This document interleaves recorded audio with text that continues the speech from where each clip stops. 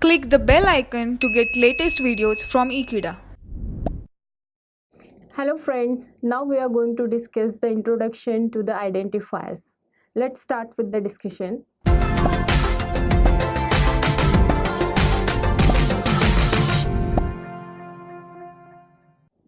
So, identifiers in VHDL are used to identify the different objects present in the VHDL program.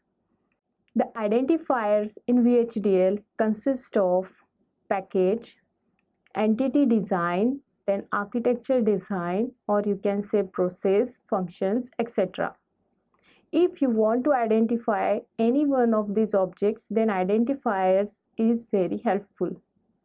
Identifiers should consist of alphabets, digital numbers, or underscores.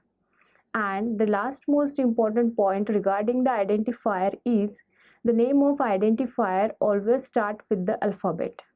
So if you follow all these procedures to write the identifiers, then you can design easily the program in VHDL. This is all about the introduction to the identifiers in VHDL. Thank you for watching this video. Stay tuned with Ekeeda and subscribe to Ekeeda.